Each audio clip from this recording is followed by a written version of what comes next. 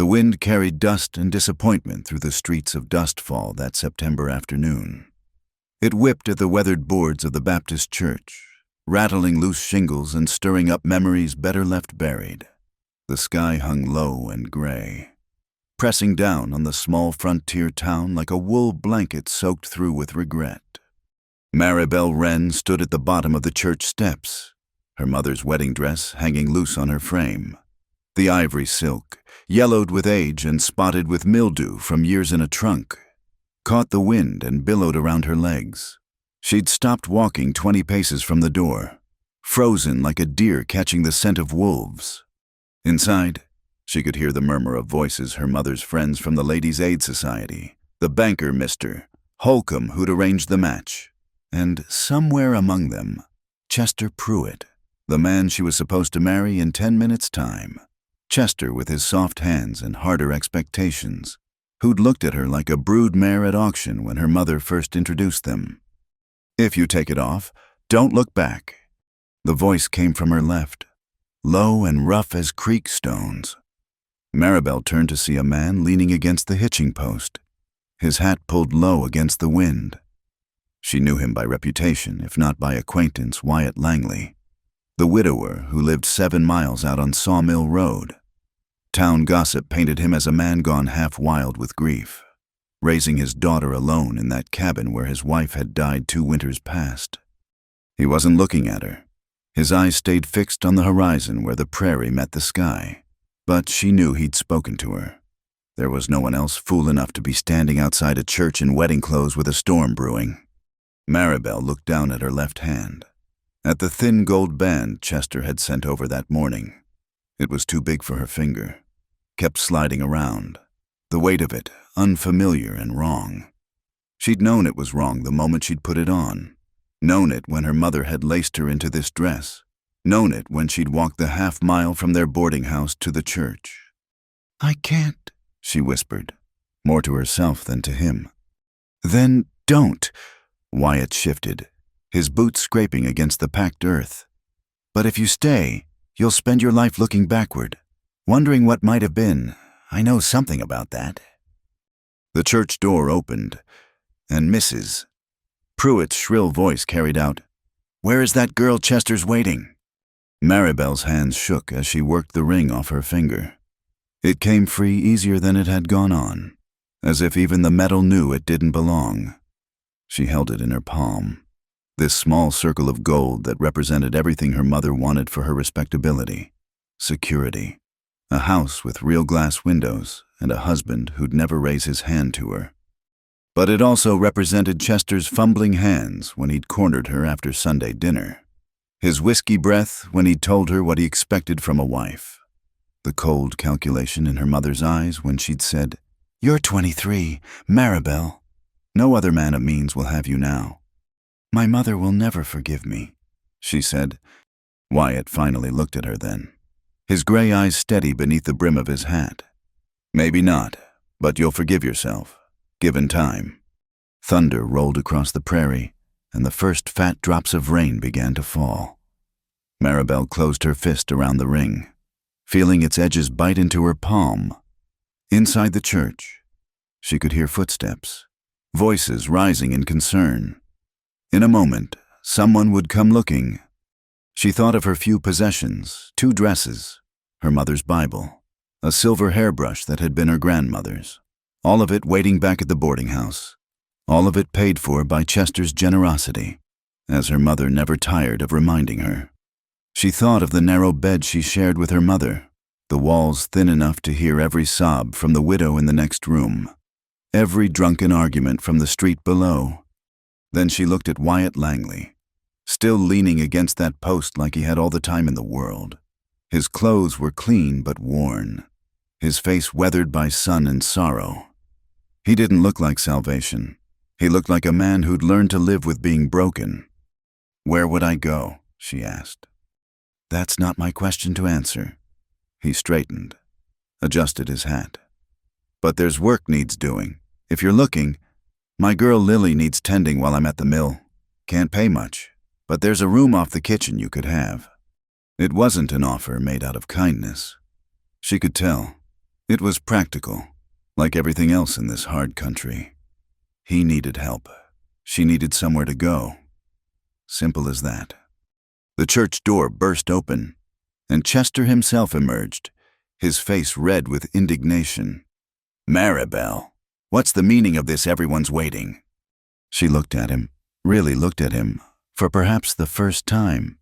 His soft chin, his pale hands that had never known a day's real work, the possessive anger in his eyes that told her exactly what kind of husband he'd be. Then she looked down at the ring in her hand. "Mr. Pruitt," she said, her voice steadier than she felt. "I apologize for the inconvenience." She set the ring on the bottom step of the church, careful as placing an egg in a nest. Then she gathered her ruined skirts in both hands and walked away. "Maribel," Chester's voice rose to a shout. "You can't just leave. What will people say?" She didn't answer. She didn't look back. The rain was coming harder now, soaking through the thin silk, washing away the careful pins in her hair. Her mother would be furious. The whole town would talk. By tomorrow, she'd be the woman who'd walked away from Chester Pruitt at the altar, the ungrateful girl who'd thrown away her only chance at a respectable life. Wyatt fell into step beside her, not speaking, not touching her, just walking. When they reached his wagon at the end of the street, he helped her up onto the bench with the same impersonal courtesy he'd show any woman. The wedding dress was ruined now, clinging to her skin, heavy with rain and the weight of choices made. As they drove out of town, Maribel caught sight of her reflection in a puddle, a ghostly figure in sodden white, hair streaming wild, looking nothing like the bride her mother had tried to create. She thought she should feel regret, or fear, or something other than this strange, hollow relief. "The cabin's not much," Wyatt said as the town fell away behind them. "Needs a woman's touch. Folks say, though I don't hold with that kind of talk. It's just a place. 4 walls and a roof that mostly doesn't leak." "It's enough," Maribel said, and meant it. The prairie stretched out before them, endless and unforgiving beneath the storm clouds. Somewhere behind them, Chester was probably raging, her mother weeping or cursing or both. The good women of Dustfall would have their gossip for months, the Wren girl who'd lost her mind and run off with the grieving widower. But here, in this moment, there was only the creak of wagon wheels, the steady plod of horses, and the rain washing everything clean. Maribel had taken off the ring. She hadn't looked back, and for the first time in longer than she could remember, she could breathe. The cabin sat in a hollow between 2 hills, sheltered from the worst of the prairie winds but still touched by their loneliness. As the wagon rolled to a stop, Maribel could see why folks in town spoke of it in hushed tones, not because it was cursed or haunted, but because it bore the unmistakable mark of a life interrupted. A child's wooden hoop leaned against the porch steps, its paint faded but the grass around it still pressed flat as if someone had rolled it yesterday. Curtains hung in the windows, sewn with careful stitches in a pattern of tiny blue flowers. A garden plot beside the house showed signs of recent tending, though weeds had begun to reclaim the edges. Wyatt helped her down from the wagon without ceremony. "I'll put the horses up," he said, already moving toward the small barn. "Doors open." Maribel stood in the drizzling rain, her ruined wedding dress clinging to her like a second skin. The cabin waited, patient as a held breath. She could turn around now, walk the 7 miles back to town, beg her mother's forgiveness and Chester's understanding. She could salvage what was left of her reputation, piece together the life everyone expected her to live. Instead, she climbed the porch steps and pushed open the door. The front room was neat but tired, everything in its place but nothing quite alive. A braided rug covered the floor, its colors muted by dust and time. 2 chairs sat by the fireplace, one large and one small, with a basket of mending between them. On the mantel, a clock had stopped at 20 minutes past 2. Maribel moved through the space like a ghost herself, leaving wet footprints on the floorboards. The kitchen opened off to the right, dominated by a large iron stove and a table scarred by years of use. Clean dishes sat in a rack, waiting. A door beside the stove led to what must be the room Wyatt had mentioned small, barely larger than a closet, but it had a window and a narrow bed with a quilt folded at the foot. She was examining the quilt's pattern wedding rings. She noted with bitter irony when she heard the soft scuff of bare feet. Turning, she saw a child standing in the doorway. Lily Langley was 4 years old, though she seemed smaller, made delicate by loss. Her dark hair hung in uneven braids, and her dress was clean but wrinkled, as if she'd dressed herself. She stared at Maribel with eyes the same gray as her father's, solemn and measuring. "You're wet," the child said finally. "Yes," Maribel agreed. "I am." Lily considered this. "Mama said coming in wet makes the floors slippery." The casual reference to her mother landed between them like a stone in still water.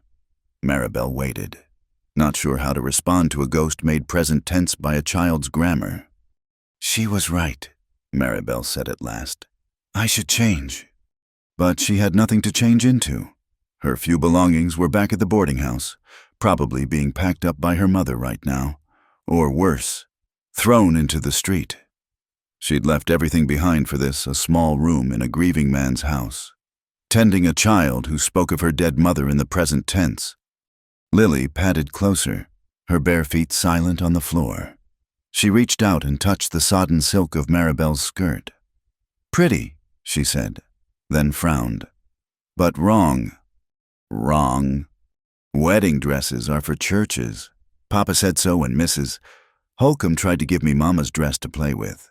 He said wedding dresses belong in churches with happy people, not in houses with sad ones." The innocent words cut deeper than any deliberate cruelty could have.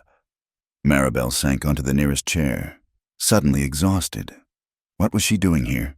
She wasn't a governess or a nursemaid.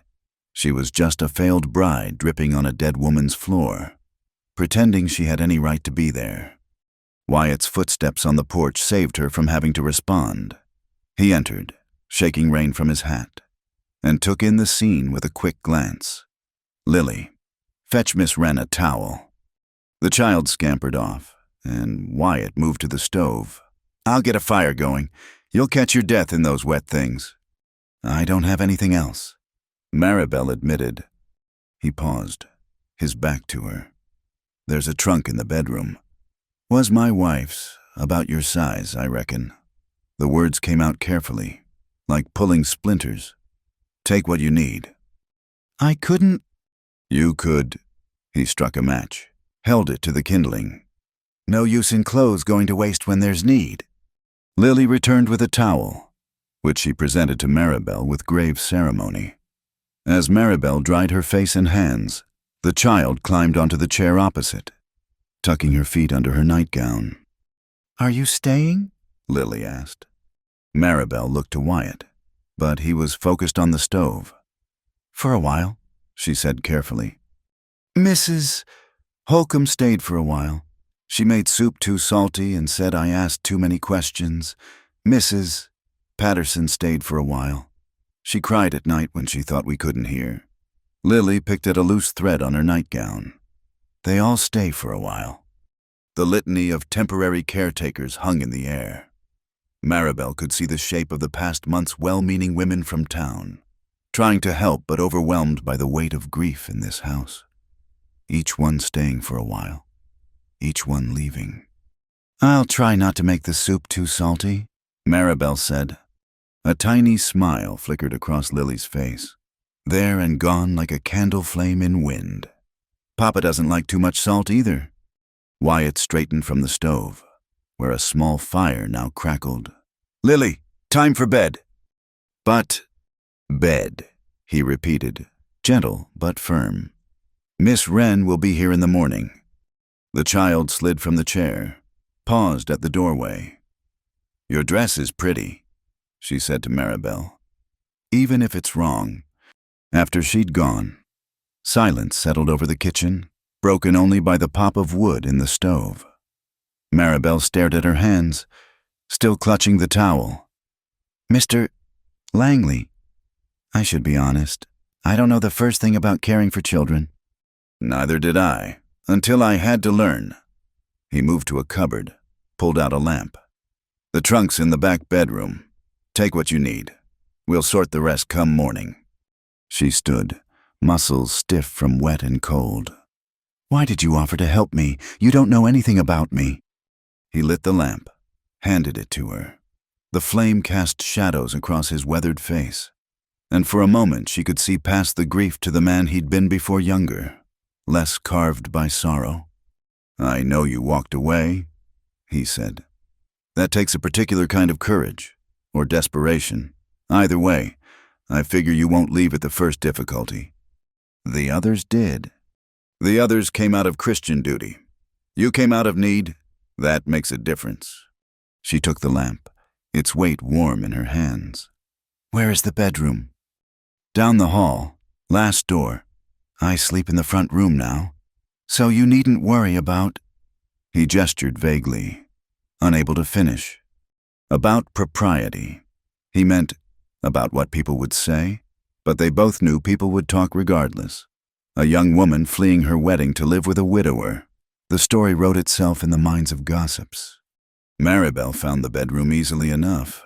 It was larger than the others, with a brass bed and matching washstand. Here, more than anywhere, she could feel the presence of the woman who'd lived in this house. A hairbrush sat on the dresser, a few long dark strands still caught in its bristles. A Bible lay open on the nightstand, marked at Psalms. The wardrobe door stood slightly ajar, revealing dresses hung in neat rows. The trunk sat at the foot of the bed, cedar with brass corners. Maribel knelt before it, set the lamp on the floor, and lifted the lid. The scent of lavender and thyme rose to meet her. Inside, clothes lay folded with careful precision, everyday dresses in practical calico and wool, undergarments edged with modest lace, a nightgown embroidered with tiny roses. She lifted out a brown wool dress, held it against herself. It would fit, near enough. Strange to think of wearing a dead woman's clothes. Stranger still to feel grateful for them. She selected what she needed: the dress, undergarments, a nightgown, and closed the trunk carefully. Back in her small room, she peeled off the ruined wedding dress with relief. The silk had gone gray with rain and dust. The carefully sewn seams strained from the wet. She hung it on a peg behind the door, where it dripped steadily onto the floor like tears. The wool dress was soft with wear, comfortable in a way her mother's ambitions had never allowed. As she buttoned it, Maribel caught sight of herself in the small mirror above the washstand. She looked like what she was now: a servant, a hired woman, someone who worked for her keep. The transformation from bride to help had taken less than an hour. When she emerged, Wyatt had laid out a simple supper on the kitchen table: bread, cold meat, preserves. "Lily's asleep," he said. "She goes down easy most nights, long as someone's here when she wakes." They ate in silence, the storm settling into steady rain against the windows. Maribel noticed how he cut his meat with precise economy, how he spread preserves to the very edges of his bread, wasting nothing, the habits of a man who'd learned to manage alone. "Your wife," she ventured. "How long?" 2 years come December. He didn't look up. "Fever took her. Doctor said it was quick, but it didn't seem quick. Not to her, not to us watching." "I'm sorry." He shrugged. "Sorry doesn't change it. Just have to keep going, for Lily's sake." "She speaks of her mother as if she's still here. I know. Haven't had the heart to correct her. Figure she'll sort it out in her own time." He finally met her eyes. "That trouble you?" "No." And strangely, it didn't. In a day full of severed expectations, a child's refusal to speak of death in past tense seemed the most honest thing she'd encountered. When supper was finished, Wyatt showed her the routine: banking the fire, checking the locks, setting out water for morning. Simple tasks, but he explained each one as if it mattered she do them exactly right. "Lily wakes sometimes," he said as they finished. Bad dreams. If she calls out, just sit with her till she settles. Don't need to say anything particular. Just be there. And if she asks for her mother, then you tell her Papa's here, and she's safe." He rubbed his face, exhaustion showing through. "It's not lying, it's just managing the truth." Later, alone in her small room, Maribel lay listening to the rain and the settling of an unfamiliar house. Somewhere above, a child slept. In the front room, a man kept watch, and here she lay, between them, wearing a dead woman's nightgown and wondering how she'd gone from almost bride to this strange in-between existence. She thought of Chester, probably drunk by now, raging about the embarrassment, of her mother, her fury turned to ice, of the wedding guests, feasting on scandal instead of cake. That life already seemed distant, like something that had happened to someone else. Here in the hollow between the hills, with rain drumming steady on the roof. Maribel closed her eyes. Tomorrow would bring its own challenges, a child to tend, a house to manage, a reputation to rebuild or abandon entirely. But tonight, for the first time in months, no one expected anything from her except presence. It was enough, more than enough. It was a beginning. The whispers started before Maribel even reached town. 3 weeks had passed since she'd walked away from the church steps, and Dustfall had had time to embroider the story into something far more scandalous than the truth. She saw it in the way Mrs. Garrett pulled her daughter across the street rather than pass too close, in how the men loitering outside the feed store stopped talking when she approached.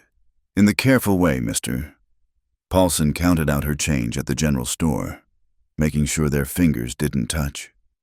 "That'll be 40 cents, he said, pushing the small sack of flour across the counter. His eyes didn't meet hers. Maribel placed the coins down carefully. She'd learned already that Wyatt kept exact accounts, every penny recorded in a ledger by the kitchen door. "Thank you, Mr. Paulson." "Best be getting back," he said, already turning away. "Storm coming in." The sky was clear as glass, but Maribel didn't argue. She gathered her purchases, flour, salt, a small tin of baking powder, and stepped back into the street. The general store had been her last stop. Now she just had to make it to where Wyatt had left the wagon by the blacksmith's and... Well, if it isn't the runaway bride. Maribel's stomach clenched. She knew that voice, honeyed with false sympathy. Mrs.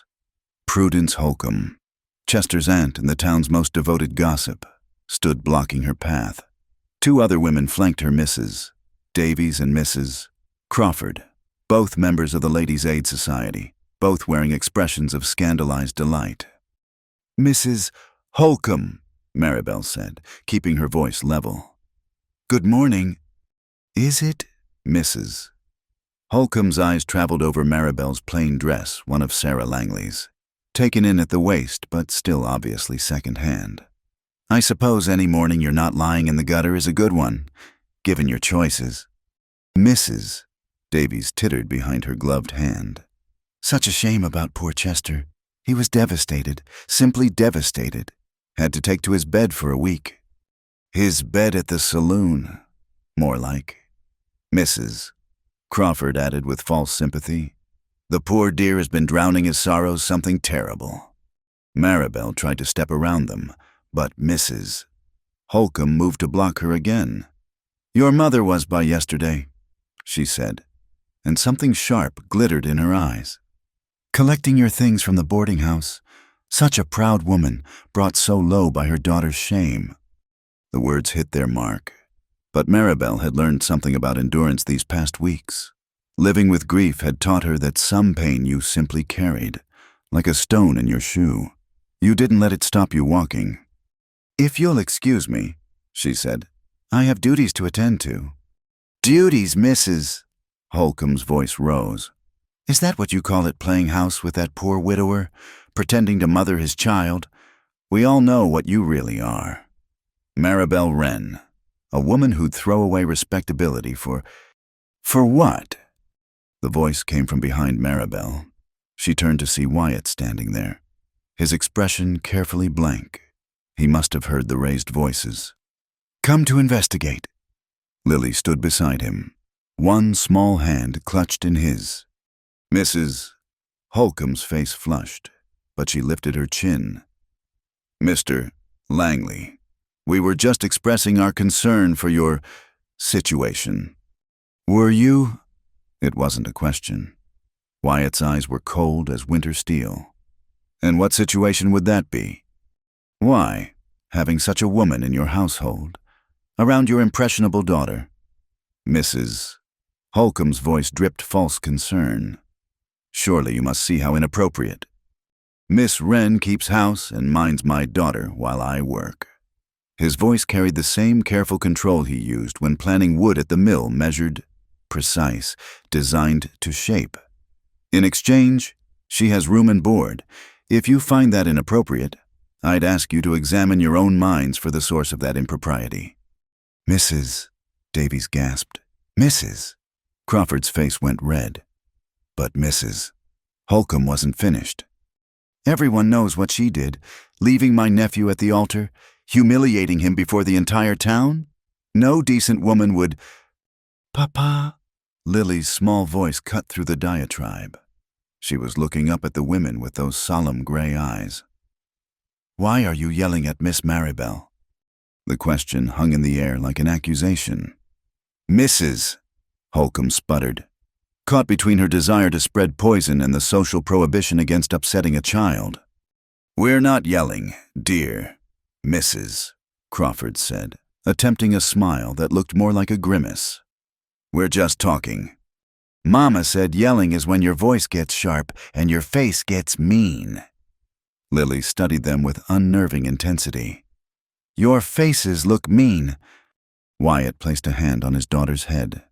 "That's enough, Lily." "To the women," he said. "I believe you have business elsewhere." It wasn't a request. The three women exchanged glances, clearly wanting to continue their assault but unable to do so without seeming to attack a child's innocent observations. Mrs. Holcomb gathered her dignity like armor.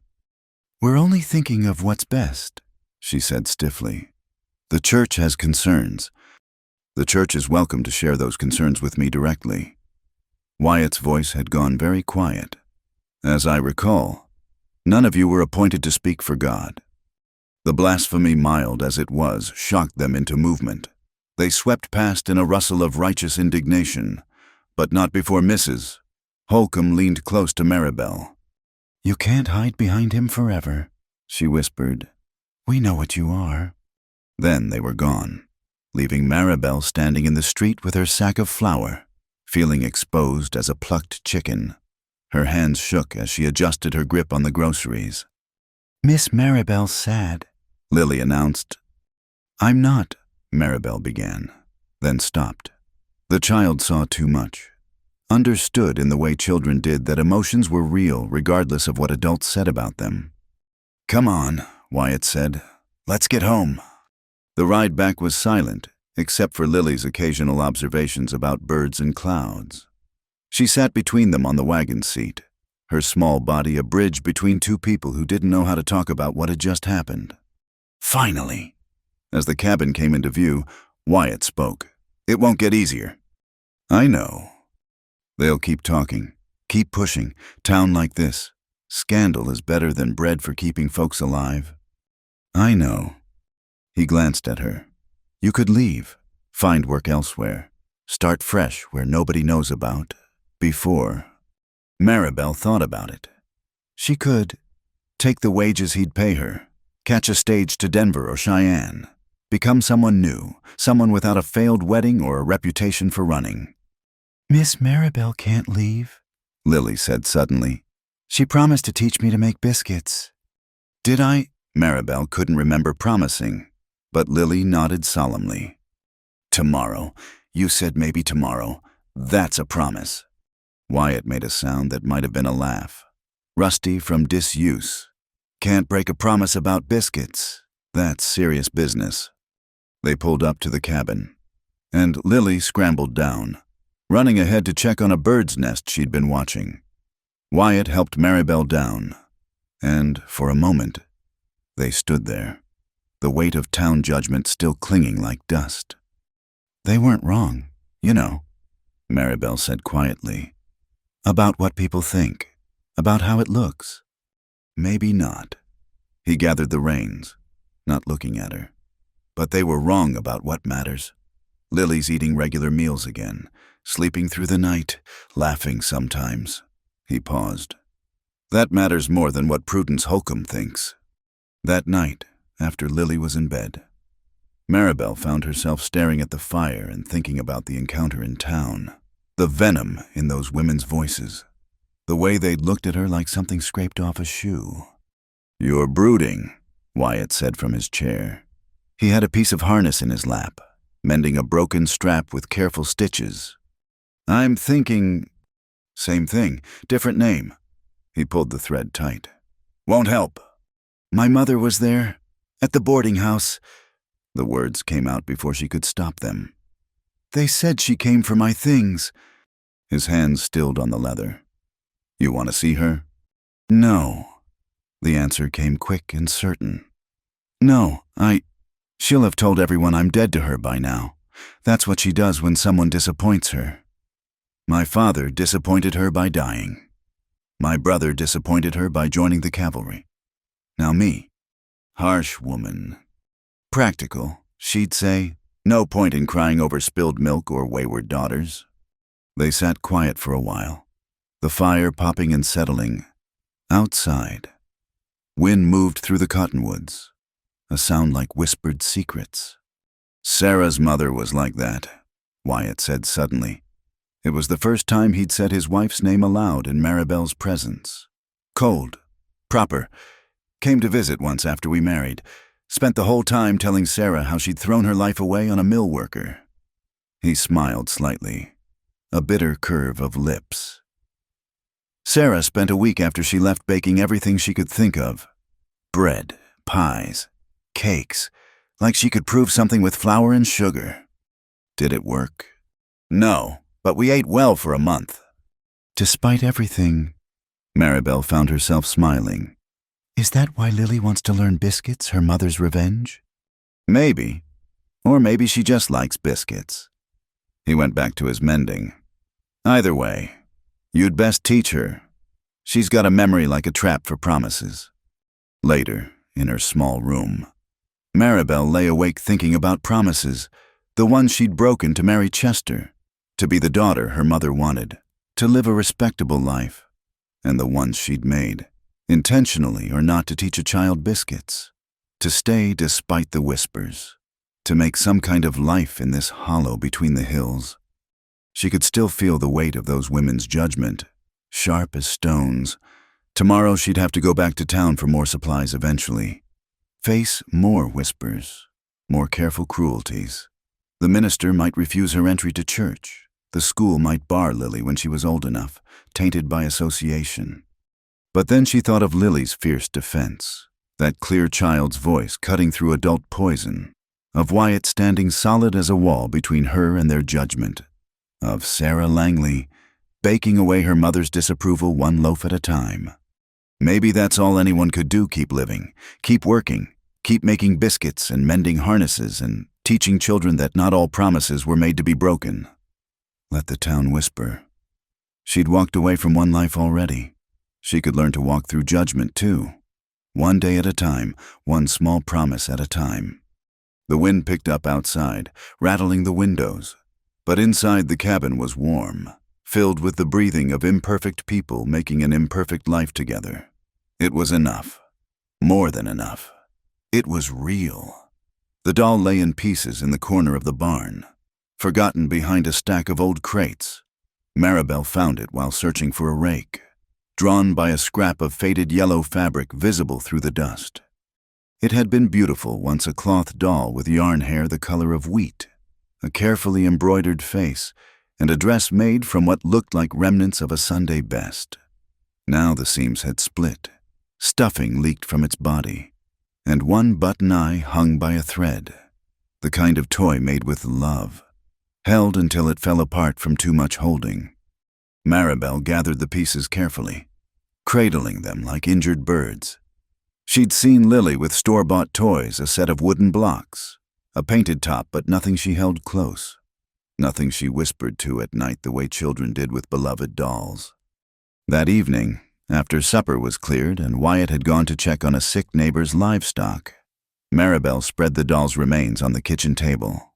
Lily watched from across the room, pretending to be interested in her slate but stealing glances every few seconds. "What was her name?" Maribel asked, threading a needle. Lily edged closer. "How'd you know she had a name?" "All dolls have names. It's a rule." The child considered this logic. "Rosemary, like the herb in Mama's garden." Maribel began with the body, drawing the torn seams together with tiny, careful stitches. The original seamstress had been skilled. The construction was clever, designed to move and bend like a real child. As she worked, she felt Lily creep closer, until the girl stood at her elbow. "Mama made her," Lily whispered. "For my birthday, the last birthday." Maribel's hands stilled for a moment, then resumed their steady rhythm. "She did beautiful work. She said Rosemary would keep me company when I was lonesome." Lily touched the doll's yarn hair with one finger. But then Rosemary got broken too. Broken things can be mended. Maribel replaced the loose stuffing, adding a bit of fresh batting from her sewing basket. Not always perfect like before, but still good, still able to keep company. She worked in silence for a while, aware of Lily's intense observation. The child had maintained her distance these past weeks, polite, obedient, but careful, like a wild creature that might accept food from your hand but wasn't ready to be touched. "Why don't you like it when the church ladies talk to you?" Lily asked suddenly. Maribel considered how to answer. "It's not that I don't like it. It's that sometimes people say things that aren't kind, even when they pretend they are. Like when Mrs. Holcomb says, 'Bless your heart,' but her face looks mean." "Yes, like that." Lily nodded sagely. "Mama said those ladies had nothing better to do than count other people's sins. Said they should spend more time counting their own." Out of the mouths of babes, Maribel thought. She finished the body and moved on to reattaching the button eyes, making sure they sat even. "Do you have sins?" Lily asked. "Everyone does." "What kind?" Maribel smiled despite herself. "The regular kind. Pride, mostly. Stubbornness." "I don't think those are very bad sins." Lily climbed onto the chair beside her. "Not like stealing or telling lies or being mean to animals." "Maybe not, but they're mine to carry all the same."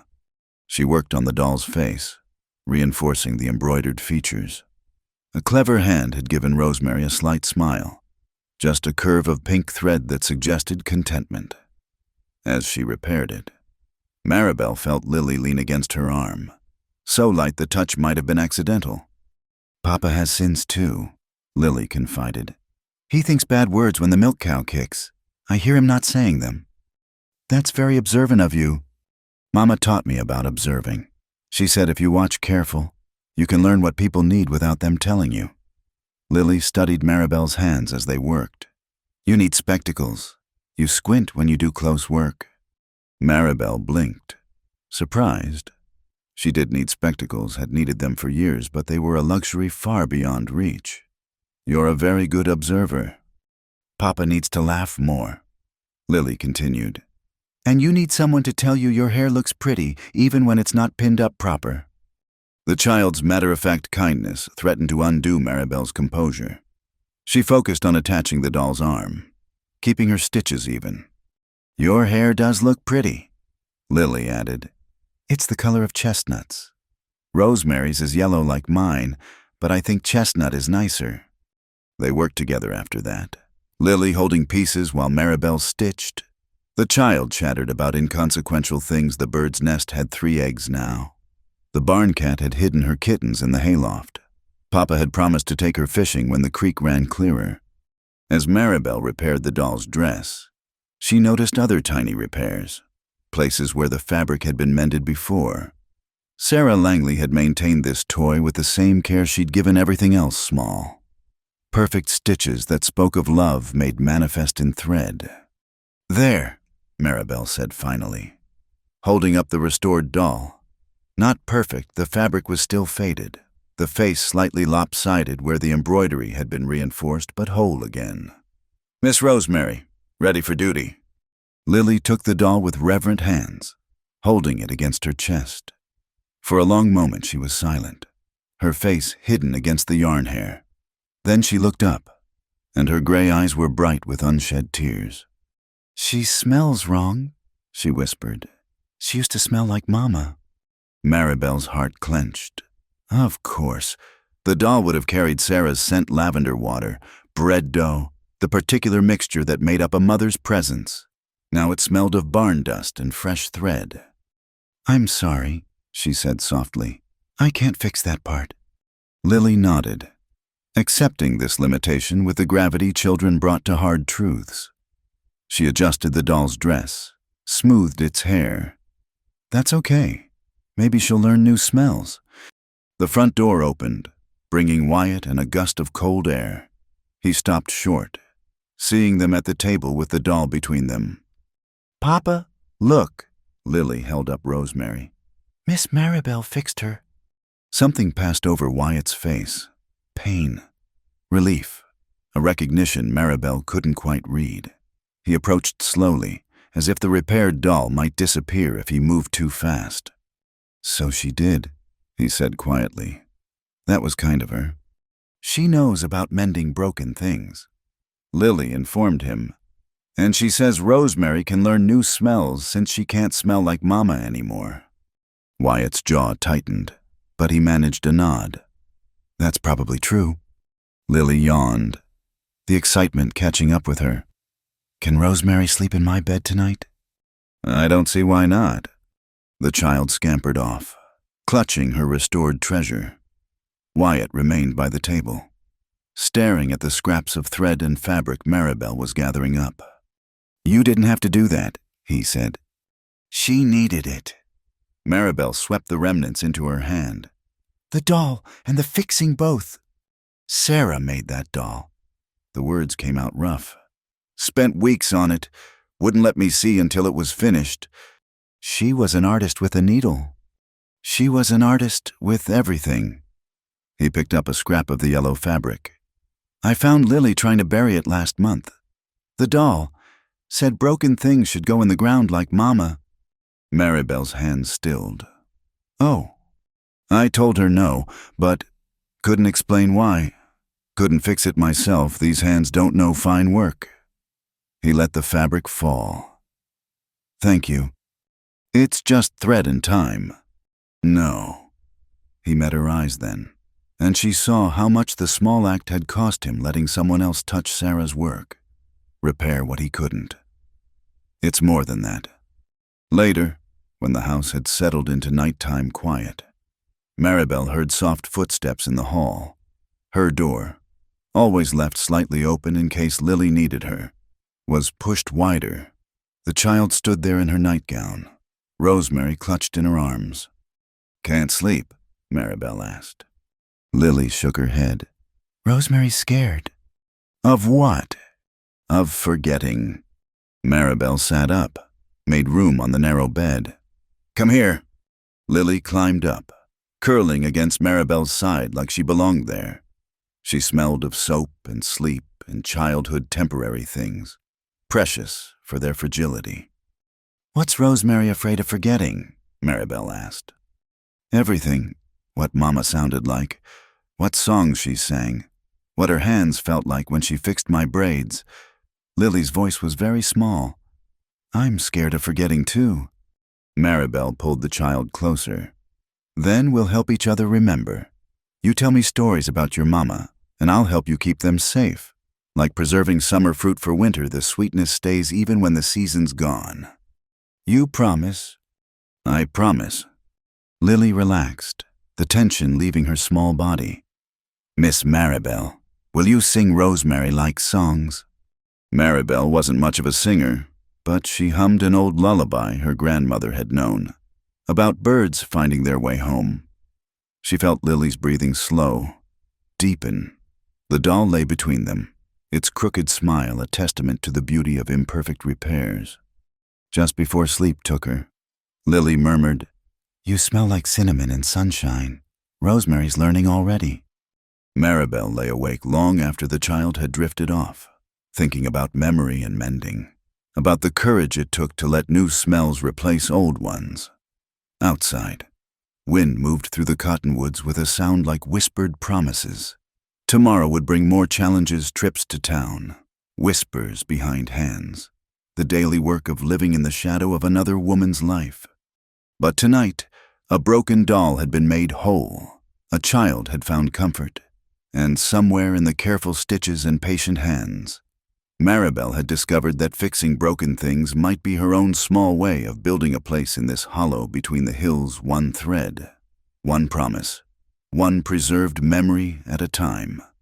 The door had been locked for 2 years.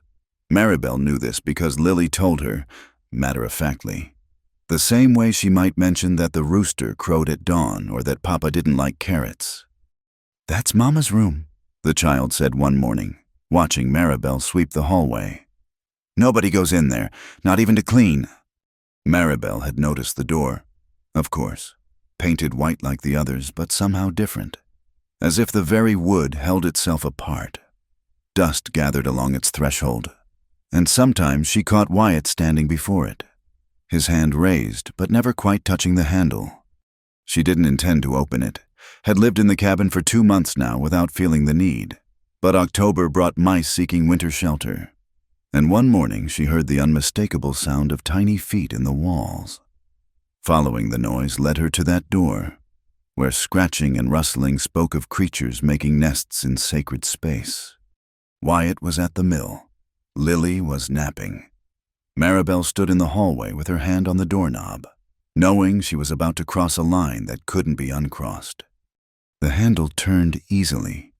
The door swung open on silent hinges. Wyatt must oil them, she thought absurdly, maintaining even what he couldn't bear to enter. The room exhaled 2 years of held breath. It was smaller than she'd expected, painted the soft yellow of prairie sunrise. A quilt in the wedding ring pattern covered the bed, pillows still bearing the impression of a head. On the nightstand, a book lay open, Psalms again, always Psalms with reading spectacles folded on top. A blue dress hung on a peg, as if Sarah had just stepped out of it and might return any moment to put it back on. But it was the unfinished things that made Maribel's throat tight. A half-knitted sock on the dresser, needles still holding the last row. A letter on the small writing desk. Pen laid beside it mid-sentence. A birthday card for Lily, painted with watercolor flowers, waiting for words that would never come. The mice had made a nest in the corner, shredding what looked like old receipts for bedding. Maribel fetched a bucket and broom, working carefully to clear the debris without disturbing more than necessary. As she swept, she tried not to read the fragments of paper, but phrases jumped out: 3 yards calico, coffee and sugar, medicine for Sarah. Under the nest, she found a leather-bound journal. She shouldn't read it, should put it back where it belonged, close the door, tell Wyatt about the mice and let him decide what to do. Instead, she sat on the floor and opened to a random page. Asterisk, May 15th. Lily said her first real sentence today. "Want Mama now?" Wyatt laughed so hard he cried, or maybe just cried. Hard to tell these days. The headaches are getting worse, but I don't want to worry him. Maybe it's just the heat.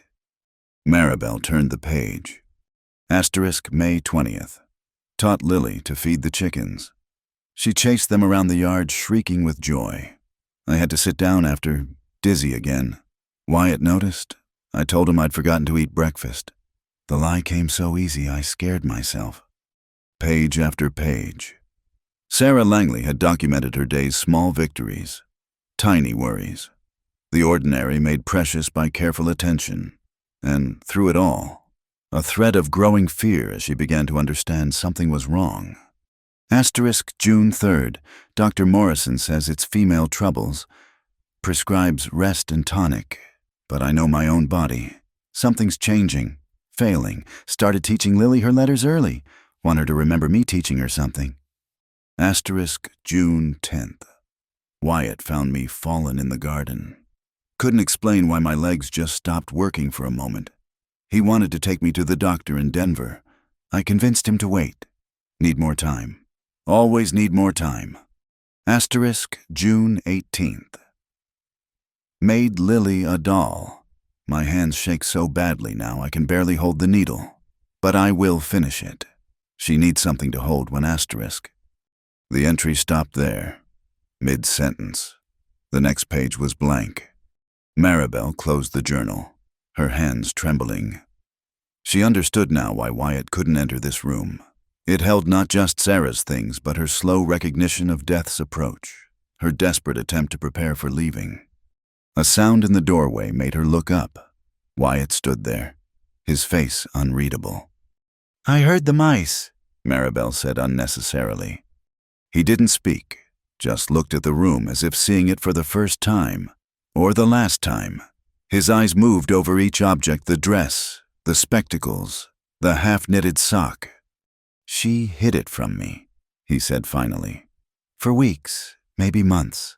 Pretended everything was fine while she was..." He gestured helplessly. "She was protecting you. She was leaving me." The words came out raw.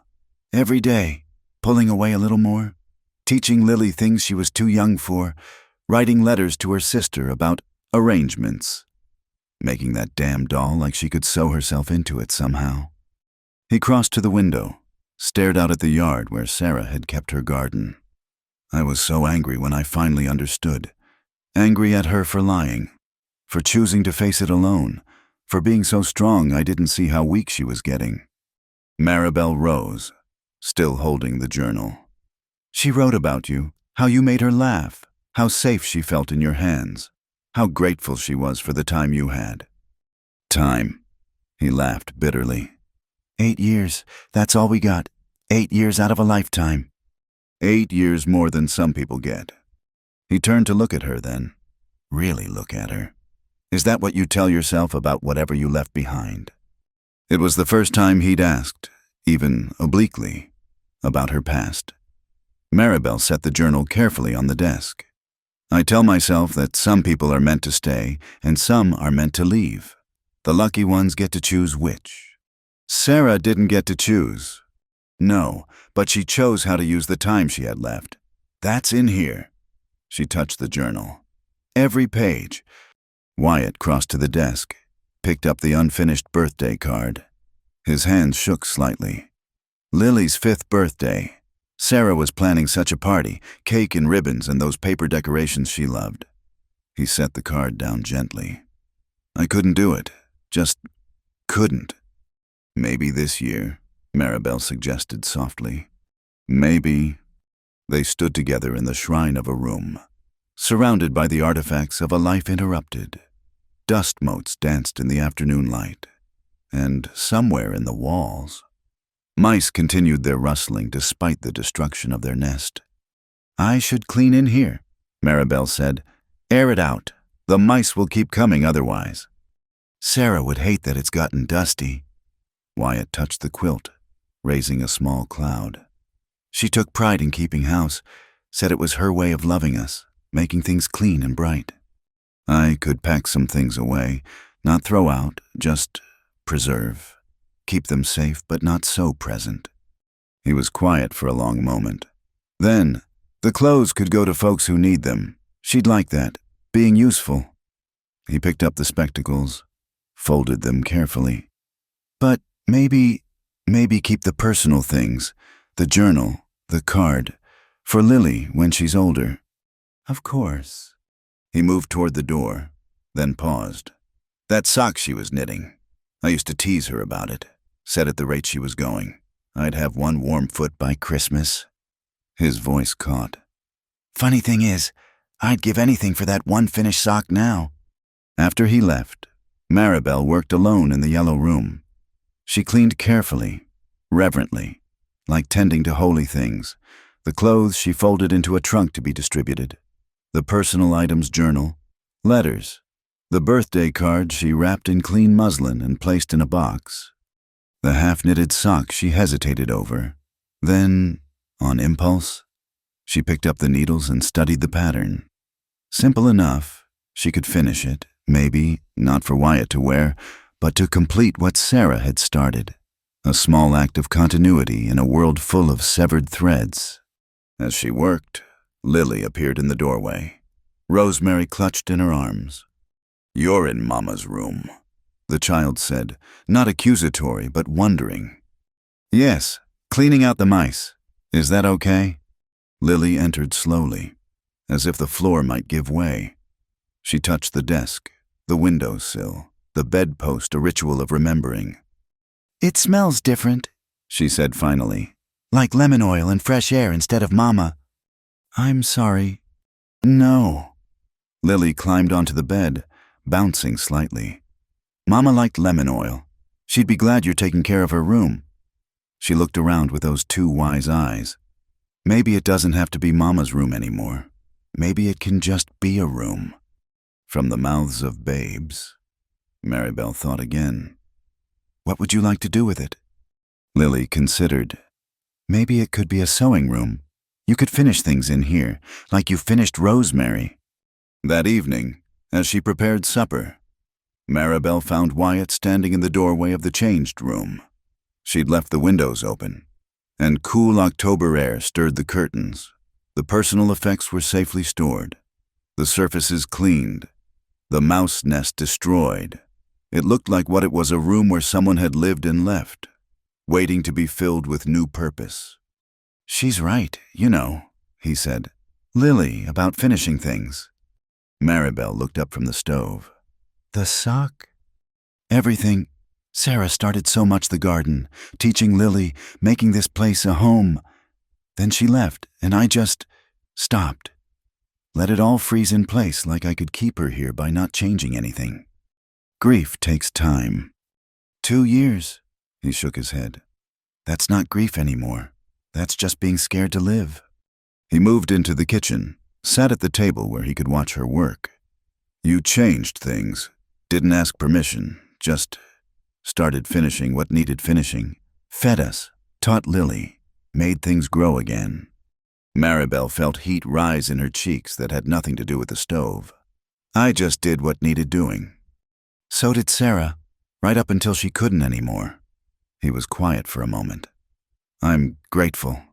Want you to know that whatever talk there is in town, whatever people say, I'm grateful you're here." That night, Maribel sat in the yellow room with Sarah's needles in her hands, working on the half-finished sock. The pattern was simple but precise, each stitch building on the last. She thought about unfinished things, about women who left too soon and women who arrived too late, and the strange grace that could exist in between. Lily found her there, padding in with bare feet and curious eyes. "You're finishing Mama's sock," she observed. "Trying to." The child climbed into her lap, warm and trusting. "Will you teach me? Mama was going to, but then she couldn't." "Of course." They sat together in the lamplight, Maribel's hands guiding Lily's through the basic motions. The stitches were uneven, the tension all wrong, but it didn't matter. What mattered was the continuing, the passing on of knowledge, the completion of interrupted tasks, the slow transformation of a shrine back into a room where life could happen. Outside, October wind rattled the windows, and somewhere in the darkness, an owl called. But here in the yellow room, threads connected past to present to future, one careful stitch at a time. Sarah's sock would be finished. Lily would learn to knit, and maybe, just maybe, they were all learning how to complete the pattern of a life interrupted not perfectly, not the way it was meant to be, but with love and patience and the kind of hope that grows in broken places. The rain came sudden and fierce that November night, drumming against the roof like impatient fingers. Maribel woke to the sound of coughing, harsh, wet, wrong. She was out of bed before fully awake, bare feet finding the cold floor, following the sound to Lily's room. The child lay twisted in her sheets, face flushed with fever, hair damp against her forehead. Each breath came labored, rattling in her small chest like stones in a tin can. "Papa!" Lily whimpered, not quite conscious but caught in some fevered dream. Want Papa? Maribel felt the girl's forehead burning hot. Too hot. She'd seen fever before, helped her mother nurse neighbors through illness. But this was different. This was the kind of heat that consumed, that took children in the night while helpless adults watched. Wyatt? She didn't care about propriety, about the improper intimacy of calling his given name. Wyatt, come quick. He appeared in the doorway, took in the scene with one glance. His face went pale beneath the weathering. How long? I just heard her. She's burning up. He crossed to the bed, gathered Lily in his arms. The child's head lolled against his shoulder, and she mumbled something about birds and Mama and being cold. So cold. Even his sweat beaded on her skin. Get water, he said. Cool, not cold. And clean cloths. Maribel flew to comply, her hands steady even as her heart hammered. She'd walked away from a wedding, faced down gossips, cleaned a dead woman's room, but this was different. This was a child's life flickering like a candle in wind. They worked through the night in desperate harmony. Wyatt held Lily while Maribel bathed her fevered skin. When the child thrashed, caught in delirium's grip, Maribel sang the lullabies she'd learned, her voice rough with fear but determined. When Lily called for her mother, over and over, Wyatt's face crumbled, but he kept his voice steady. Papa's here, little bird, Papa's here. Near dawn, the fever spiked higher. Lily's breathing became shallow, quick, like a rabbit run to ground. She stopped calling out, stopped moving, lay still and small in her father's arms. We need the doctor, Wyatt said, though they both knew Dr. Morrison was 15 miles away in Cedar Ridge. In this weather, on these roads, it might as well be 100. I'll go, Maribel said. You can't, not in this storm, not alone. Then we need something else. She pressed cool cloths to Lily's wrists, her throat, anywhere that might draw the heat away. Sarah, did she leave any remedies, anything she used? Wyatt's face changed. The journal. She wrote everything down. Maribel ran for the yellow room, now her sewing space, where Sarah's journal rested in its muslin wrapping. She flipped through pages with frantic fingers, searching for anything about illness, fever, remedies. There, January entry. 2 years before *, Lily took fever after falling in the creek. Willow bark tea, elderflower, constant cooling. Keep her drinking. Even if she fights, the fever must break by the 3rd day or *. The writing stopped there, but Maribel had what she needed. She flew back to the kitchen, blessing Sarah's careful organization. Willow bark in a jar on the top shelf, dried elderflower in a tin. She brewed the tea strong, cooled it with snow from outside. Sarah's remedy, she told Wyatt. We have to get her to drink. Drop by drop, they coaxed the bitter tea between Lily's lips. More often than not, she choked, sputtered, turned her head away. But they persisted, patient as rain wearing down stone. The day passed in a blur of cooling cloths and medicine and whispered prayers. Maribel had never been particularly religious, but she found herself bargaining with God, offering anything, her reputation, her freedom, her life, if he would just let this child live. Wyatt never left his daughter's side. He held her through the chills that followed heat, wrapped her tight when she shook like a leaf in a gale.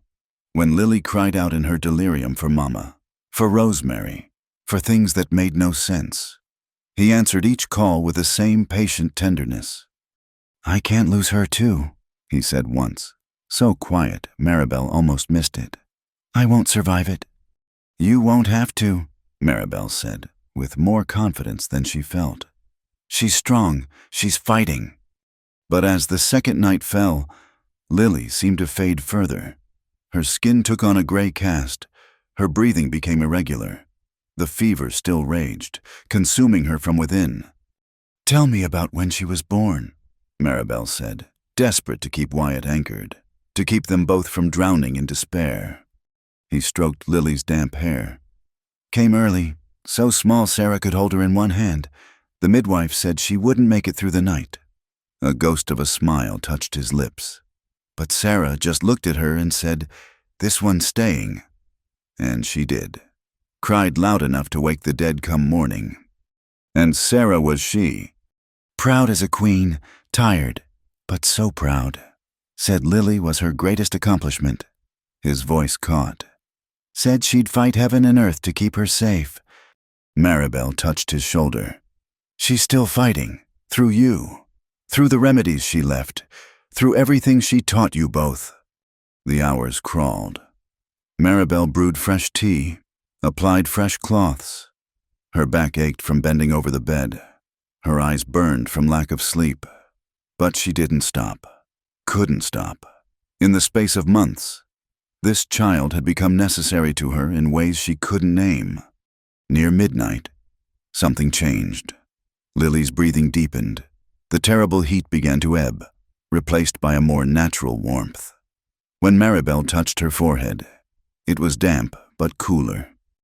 "The fever's breaking," she whispered, afraid to speak too loud and break the spell.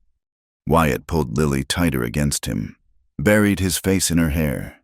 His shoulders shook, though he made no sound. Maribel turned away, giving him privacy for the tears he'd held back for 2 days. By dawn, Lily was sleeping peacefully. Her color had returned, pink replacing gray. When she finally opened her eyes, they were clear and focused. "Papa," she said, voice rusty from disuse. "I'm thirsty." Wyatt laughed, actually laughed, and it was the most beautiful sound Maribel had ever heard. "Water coming right up, little bird." While he fetched water, Lily looked at Maribel. "You stayed," she said, as if this was somehow surprising. "Of course I stayed. Mrs. Patterson left when I was sick before. Said she couldn't risk catching it." Lily's hand found Maribel's. "But you stayed, like Mama would have." Maribel's throat closed. She squeezed the small hand gently. "Rest now. You need to get strong again." "Will you make biscuits when I'm better? You promised." "I'll make all the biscuits you want." Lily smiled and drifted back to sleep, her breathing easy and even. Wyatt returned with water, helped her drink, then sank into the chair beside the bed. "You should rest," Maribel told him. "I'll watch her." He shook his head. "Can't. Not yet. Need to see her breathe for a while longer."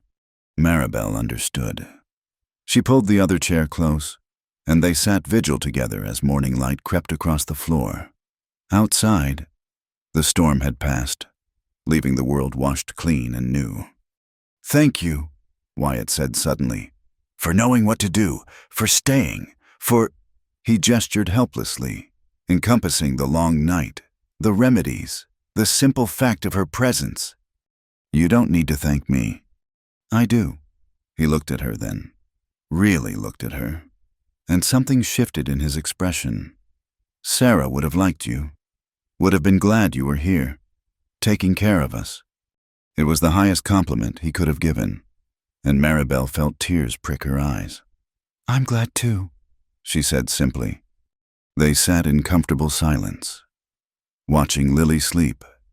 The crisis had passed, but something had changed in its wake. The careful distance Wyatt had maintained, the formal boundaries of employer and employee, had dissolved in the crucible of shared fear and relief. "She called out for you," he said quietly. "Inner fever. Called for Mama, but also for you." Maribel couldn't speak past the lump in her throat. "I'm not saying. I know you're not trying to replace." He stopped, started again. "What I mean is, she's attached to you, depends on you. We both do." It wasn't a declaration of love, wasn't a proposal or even a promise, but it was acknowledgement of her place in their lives, of the bonds that had formed through daily care and quiet presence and midnight vigils. "I depend on you too," Maribel said. "Both of you. This place, it's become home." He nodded, understanding without need for further words. They'd found each other in loss and necessity, built something careful and tentative and real. Not a replacement for what was gone, but something new, something worth protecting. As the sun climbed higher, painting the room golden, Lily stirred. "Hungry," she announced, and both adults laughed, relief and joy and exhaustion mixing in the sound. "I'll make porridge," Maribel said, rising. "With honey. How you like it?" "And biscuits?" Lily asked hopefully. "Tomorrow, when you're stronger. Promise." "Promise." As she moved to the kitchen, Maribel heard Wyatt talking softly to his daughter, telling her about the rain and how the creek would be running high, and maybe they could go see the waterfall when she was well. Normal things, living things, the conversation of people who had faced the darkness and chosen to walk back toward the light. She put water on to boil, measured oats, found the honey pot, simple tasks, but sacred in their ordinariness. Outside the window, the world sparkled with leftover rain. Inside, a child lived and breathed and asked for biscuits. It was enough. More than enough. It was everything. The stranger arrived on a Tuesday afternoon, when the December sky hung low and gray as old pewter. Maribel saw him first from the kitchen window, a man in a city coat picking his way down the muddy road, looking as out of place as a peacock in a chicken yard. She knew who he was before he reached the gate, the careful way he held himself, the gold watch chain catching the weak light, the disapproval already set in the lines of his face. Chester had sent someone, or her mother had, or both, working in concert to reclaim what they saw as theirs. "Wyatt," she called quietly, not wanting to alarm Lily, who was practicing her letters at the table. "Someone's coming." He appeared from the barn, took in the approaching figure with one glance, his jaw set. "Take Lily to her room." "I want to see who it is," Lily protested. "Mind your papa," Maribel said, though her hands shook as she helped the child gather her slate and chalk. "We'll work on your letters there." But Lily was too sharp to be fooled. "Is it a bad man?" she whispered as they climbed the stairs. "No, sweetheart, just someone who needs to talk to your papa." "About you." Those gray eyes saw too much. "About why you're here." Maribel smoothed the child's hair. "Maybe, but whatever happens, remember grown-up problems are for grown-ups to solve." She settled Lily with her lessons, then crept to the top of the stairs where she could hear without being seen. The front door opened. Wyatt's voice carefully neutral. "Can I help you?" "Mr. Langley. My name is Theodore Burnham, attorney at law. I represent Mr. Chester Pruitt and Mrs. Agnes Wren in a matter concerning Miss Maribel Wren. Miss Wren is employed here as housekeeper and governess, if you have business with her. My business is with you, sir." Papers rustled. "I have here a sworn statement regarding the corruption of a young woman of good family, lured from her lawful engagement into improper circumstances." Wyatt's laugh was short and humorless. "Improper a woman working for wages is improper now. When that woman abandoned her wedding day to take up residence with a widowed man. Yes, the situation speaks for itself. Does it? Because what I see is a woman who chose honest work over a marriage she didn't want. Nothing improper in that. Mr. Pruitt sees it differently, as does Mrs. Wren. They are prepared to take this matter before a judge, charging you with enticement and corruption of morals." Maribel pressed her hand to her mouth. She'd known there would be consequences, but the cold legal terms made it real in a way gossip hadn't. "On what grounds?" Wyatt's voice had gone dangerously quiet. "Miss Wren was observed leaving the church in your company. She has resided here since, without benefit of marriage or proper chaperonage. The mere appearance of impropriety." "Is that all you see, appearances?" Wyatt cut him off. "Not a woman escaping a match that would have made her miserable, not a household that needed help and found it. The law concerns itself with facts, Mr. Langley, and the facts are damning." "Then let me give you some more facts." Maribel heard Wyatt's boots on the floor, pacing. Miss Wren has her own room. She draws wages properly recorded. My daughter is never left alone with any impropriety. If your client wants to drag this before a judge, let him, but he should know I'll have my own statements about why a woman felt the need to flee her own wedding, about what kind of man sends lawyers instead of coming himself. Silence stretched. When Burnham spoke again, his tone had shifted. There is another option. Mr. Pruitt is prepared to be generous. He still wishes to marry Miss Wren, return her to her family, allow the wedding to proceed, and all of this unpleasantness will be forgotten. You're assuming she wants to return. What she wants is immaterial. She is a woman under her mother's authority, engaged to Mr. Pruitt, the law. The law be damned. Wyatt's control finally cracked. You want to talk about law, fine. File your papers, make your charges. But know this, I'll fight you every step. And when it comes to light why Miss Wren ran, what she was running from, we'll see how eager Chester Pruitt is for his day in court. More silence. Then, you're making a mistake. Mr. Langley, Mr. Pruitt has resources, connections. You're a mill worker with a reputation already damaged by tragedy. Do you really want to risk what little you have left? Get off my land. Think about your daughter. What kind of life will she have if her father's name is dragged through? I said get out. Footsteps. The door closing with controlled force. Maribel waited, heart hammering, until she heard Burnham's figure retreating down the road. Only then did she creep downstairs. Wyatt stood at the window, hands braced on the sill. The set of his shoulders spoke of barely contained fury. I'm sorry, Maribel said softly. I never meant to bring this trouble to your door. He turned, and she expected anger. Instead, his eyes held something fiercer determination. Did he hurt you? He asked. Chester, did he? No, not physically, but he made it clear what he expected from a wife. Made it clear I'd have no say in anything. She wrapped her arms around herself. I just couldn't. Then you've nothing to apologize for.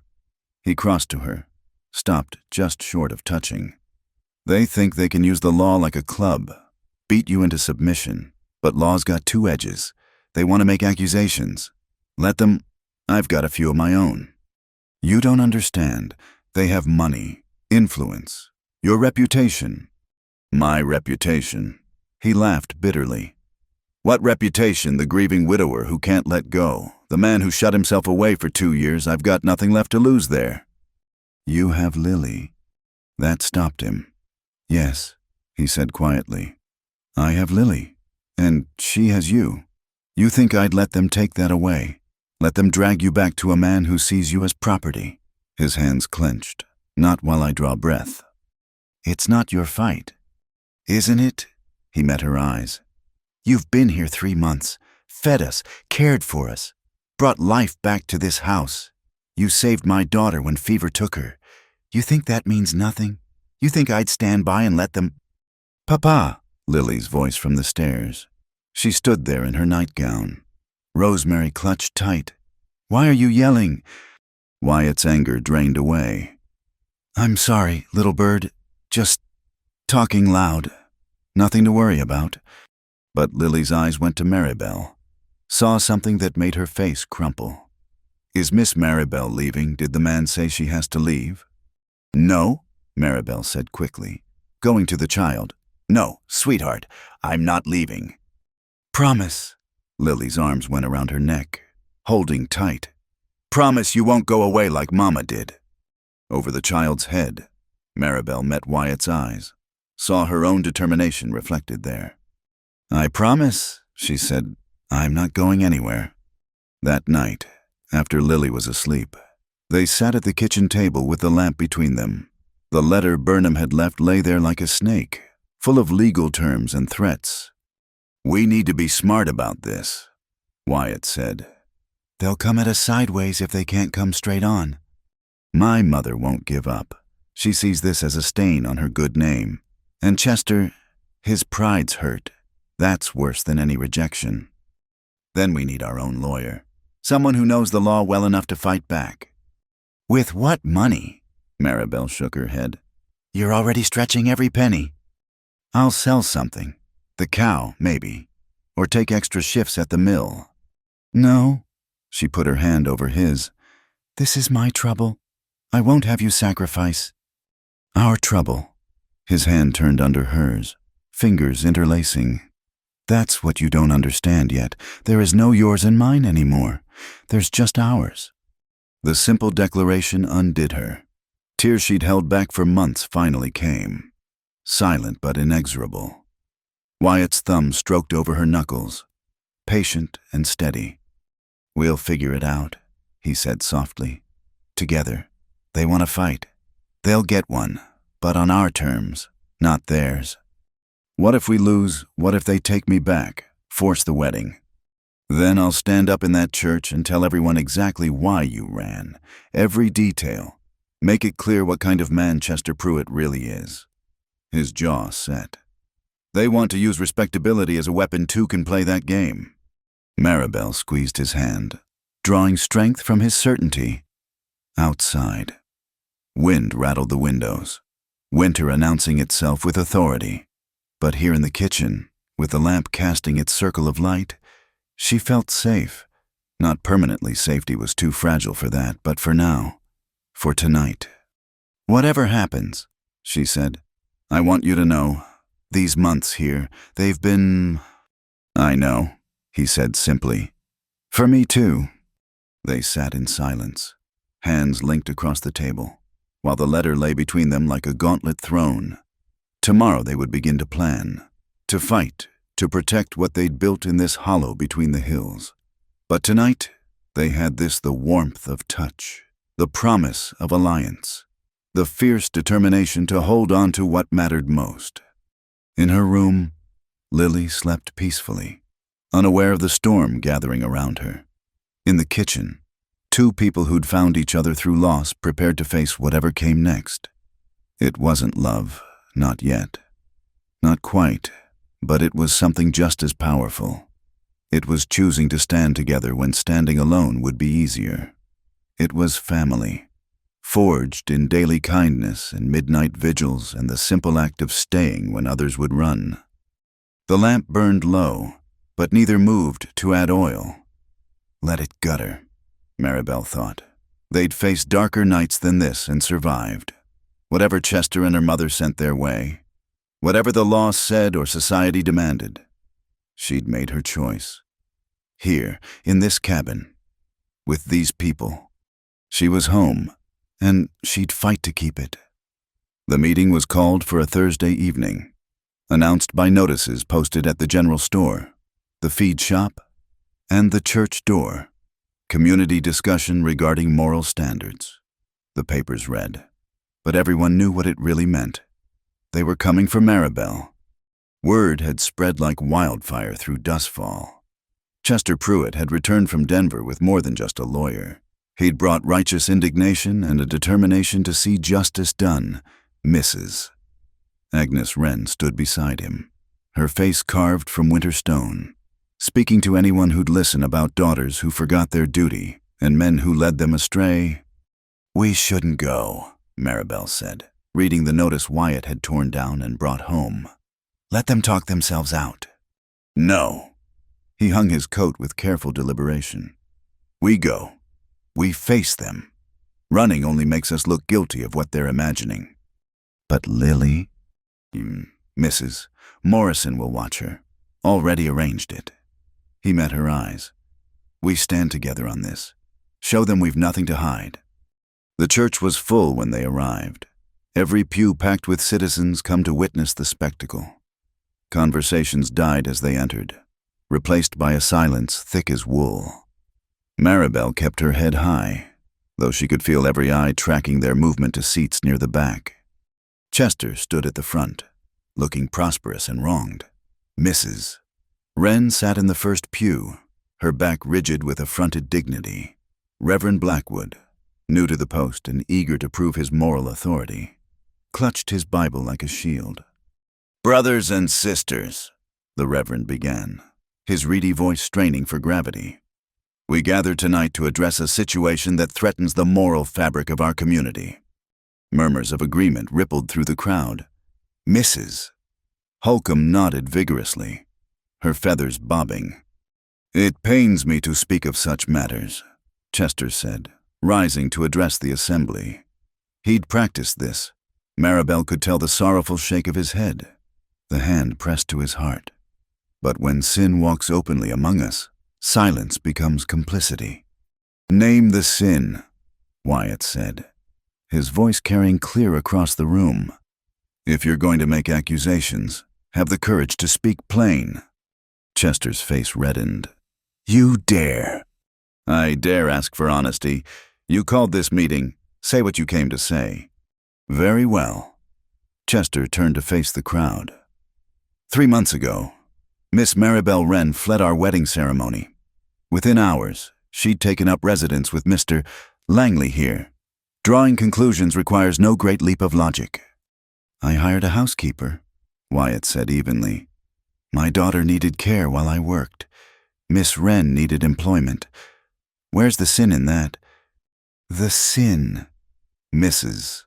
Wren spoke for the first time, her voice sharp as winter wind, "is in a young woman abandoning her family, her obligations, her very reputation to live unmarried with a man. The appearance alone." "Appearance." Maribel stood, surprising herself. "That's all you care about, isn't it? Mother, how things look, not how they are." "Sit down," her mother hissed.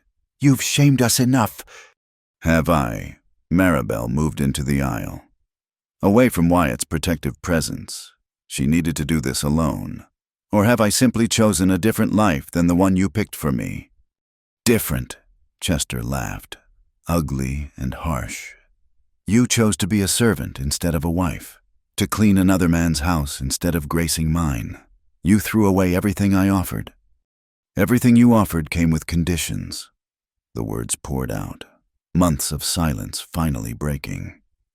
"I was to be quiet when you wanted quiet, speak when you wanted conversation, produce children but never complain about the producing, keep your house and warm your bed and never, ever have a thought or wish that didn't center on your comfort."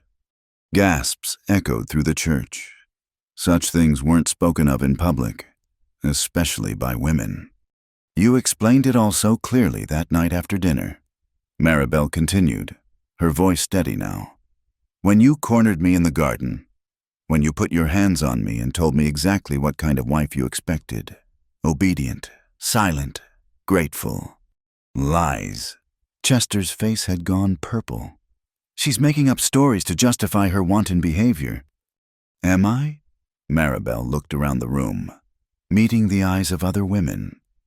"How many of you were told the same? How many were promised love and found only duty? How many learned that marriage meant becoming property?" An uncomfortable shifting filled the church. Some women looked away. Others stared at her with something like recognition. "That's enough." Reverend Blackwood raised his Bible. "Miss Wren, your accusations are unseemly. A woman's duty is to submit to her husband." "He wasn't my husband." Maribel's voice rang clear. "I left before he could become so, and I'll leave again before I let you drag me back to that altar." "You have no choice," her mother said. "You're my daughter, under my authority until you marry. The law?" "Then let them see." The voice was small but clear. Everyone turned to see Lily standing in the doorway. Mrs. Morrison behind her looking flustered. "She insisted." "Mrs." Morrison said helplessly. "Wouldn't stay put." Lily walked down the aisle, head high like she'd seen Maribel do. She stopped in the center, looking around at all the adult faces. "You're all being mean to Miss Maribel," she announced. "And Papa says being mean is wrong, even when you think you're right."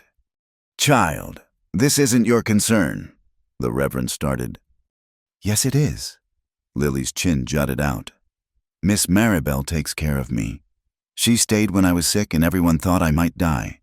She fixed my doll and taught me letters and makes biscuits every Sunday." She looked directly at Chester. You wouldn't do those things. You just want her because you can't have her. That's not love. That's being selfish. The pure clarity of child logic fell into the silence like a stone into water. Ripples of discomfort spread through the assembly. "Lily," Wyatt said gently, "come here." But Lily wasn't finished. She looked at Mrs. Wren. "And you're supposed to be her mama, but you're being mean too. Mamas are supposed to want their children to be happy. Miss Maribel is happy with us. Why do you want to take that away?" "Mrs. Wren's composure cracked slightly. "You don't understand. Child, there are principles." "I understand plenty." Lily marched to Maribel, took her hand. "Miss Maribel is good and kind, and she loves us. We love her too. That's more important than your principles." She sounded out the word carefully, making sure she got it right. The effect would have been comical if it weren't so devastating. Wyatt stood then, moving to join them in the aisle. "My daughter speaks truth with the clarity you've all forgotten. We came here to defend ourselves against accusations of impropriety. But what's truly improper is trying to force a woman into a marriage she doesn't want, using law and society as weapons to break someone's spirit." "Mr. Langley," the Reverend tried again, "surely you see how this appears?" "I see a room full of people with too much time and too little compassion." Wyatt's voice carried the same steady authority he used at the mill, measuring twice, cutting once. "I see a man who can't accept rejection and a woman who values reputation over her daughter's happiness. I see neighbors who'd rather judge than help." He looked around the room, meeting each gaze that would hold his. "But I also see some of you who understand, who know what it means to choose love over convention, kindness over correctness, who remember that Christ himself said, 'Judge not.'" "Don't you dare quote scripture to justify," Chester started. "To justify what? Giving a woman honest work, providing safety and shelter, teaching my daughter that kindness matters more than propriety." Wyatt pulled Lily against his side, his other hand finding Maribel's shoulder. "If that's sin, then I'll answer for it gladly." "As will I," Maribel added, her voice strong. "I made my choice 3 months ago. I choose it again today, and I'll keep choosing it, no matter what you threaten or what papers you file." The silence stretched, taut as a fiddle string. Then, from somewhere near the back, came the sound of a single person clapping. Heads turned to see old Mrs. Thorne, the widow who ran the boarding house, standing with tears on her weathered cheeks. "About time someone stood up to the lot of you," she said. "That girl pays her rent on time and helps with my washing. Never seen impropriety, only kindness." She looked at Mrs. Wren with disgust. "You ought to be ashamed, trying to sell your daughter like cattle." "How dare you, Mrs. Wren began. "Oh, I dare plenty at my age." Mrs. Thorne gathered her shawl. "I've heard enough poison for one night. Anyone with sense can see these folks are trying to build something good. Leave them be." She marched out, and after a moment, others followed. The Burnetts, who knew what it was to be outcasts. Mr. Paulson from the general store, who'd seen Maribel's careful accounting of every penny. The Coopers, the Andersons, even stern Mrs. Davies, who'd gossiped so viciously just days before. They didn't all leave. Many stayed, clustering around Chester and Mrs. Wren, offering sympathy and outrage. But enough left that the tide had clearly turned. Reverend Blackwood cleared his throat. Perhaps this matter is best resolved privately, between the families involved." "There's nothing to resolve," Wyatt said quietly. "Miss Wren is free to make her own choices. She's chosen. Now respect it." He guided Maribel and Lily toward the door, past the staring faces and whispered judgments. Just before they reached it, Mrs. Wren's voice stopped them. "You're dead to me," she said, the words falling like ice. "No daughter of mine would choose this shame." Maribel turned back one last time. Her mother sat rigid in her pew, every line of her body speaking rejection. Chester stood beside her, his face twisted with thwarted possession. Then I'm no daughter of yours, Maribel said softly. I haven't been for a long time. I'm just sorry it took me so long to realize it. Outside, the night air was sharp and clean. They walked in silence to the wagon, Lily between them, still holding both their hands. The child who'd been afraid they were taking Maribel away now hummed softly, secure in the knowledge that she'd helped prevent it. That was very brave, Maribel told her as Wyatt helped them into the wagon. Speaking up like that? Papa says we protect family, Lily said simply. Your family. The simple declaration broke something loose in Maribel's chest. Tears came then, not of sorrow, but of relief, of recognition, of coming home after a long journey through hostile territory. Wyatt took the reins but didn't start the horses immediately. They'll try again, he said quietly. This won't stop them. I know. Maribel wiped her cheeks. But did you see some people understood? Some left rather than condemn us. More than I expected, he admitted.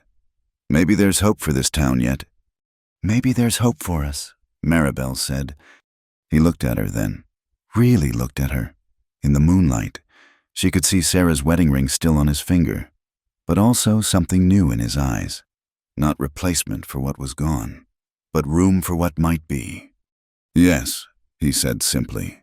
I believe there is. They drove home through the darkness. Lily dozed between them, safe and loved and fierce as any guardian angel. Behind them, the church still blazed with light and argument, but ahead lay the cabin in the hollow, waiting to shelter them. Their home, their choice, their small act of revolution against those who would use propriety as a prison. The battle wasn't over. Chester would regroup. Wren would seek new weapons. The town would continue to whisper. But tonight, they'd stood together and refused to bend. Tonight, a child's clear voice had cut through adult complications.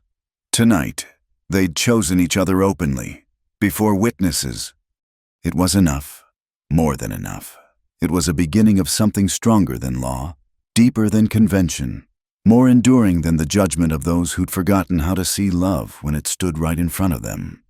The ring came from the most unlikely source, a mangled piece of copper wire from the old church bell that had fallen in last spring's storm. Wyatt found it while clearing debris from the churchyard, a task he'd volunteered for despite the congregation's cold shoulders and whispered judgments. He brought it home wrapped in his handkerchief, spending evenings at the kitchen table with his tools, shaping something new from something broken. Maribel watched him work sometimes, when she thought he wouldn't notice his large hands surprisingly delicate, bending the metal with patient determination. But that was getting ahead of things. First came the thaw, not just of winter giving way to spring, but of the town's frozen judgment beginning to crack. It started small.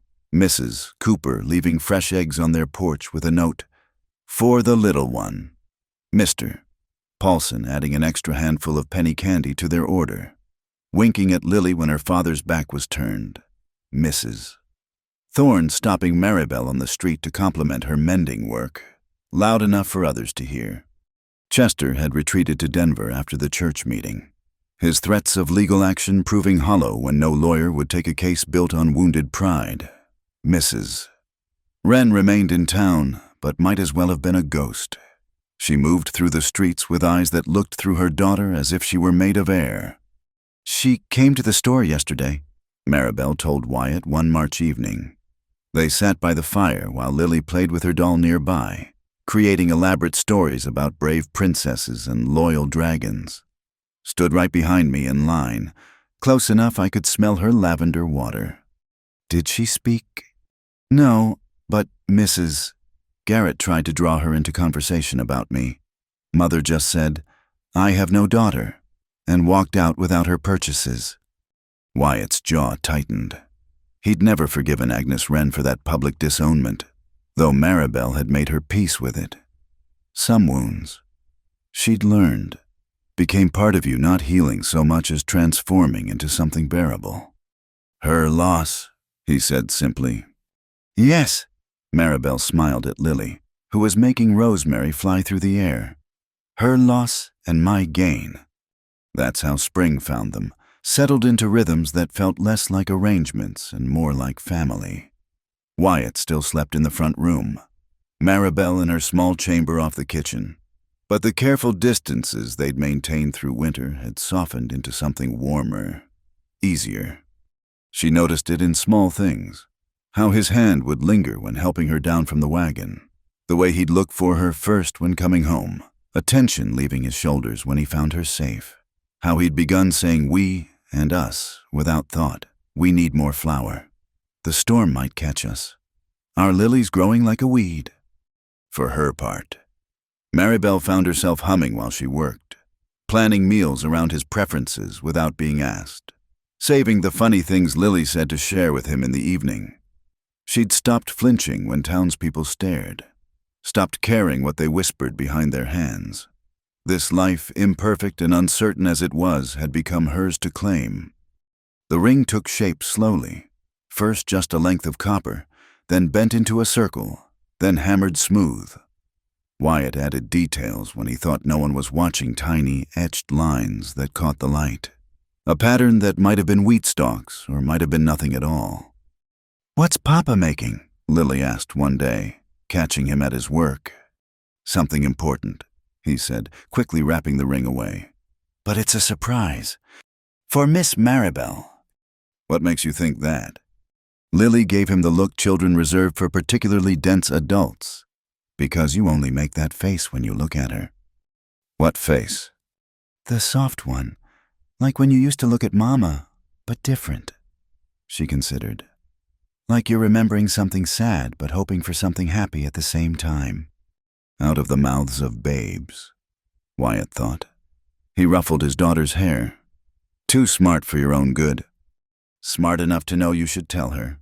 Lily went back to her slate. "Before she thinks we don't want her to stay forever." The conversation haunted him. Did Maribel think that they'd fought so hard to keep her here? But had he ever said the words that mattered? Had he been so careful about not dishonoring Sarah's memory that he'd failed to honor what was growing between them now? He found his answer and his courage on an April morning when he came home to find Maribel teaching Lily to plant the garden. They knelt in the dirt together, hands dark with soil. Lily chattering about which vegetables were friendliest to grow next to each other. "Beans like corn," the child explained seriously.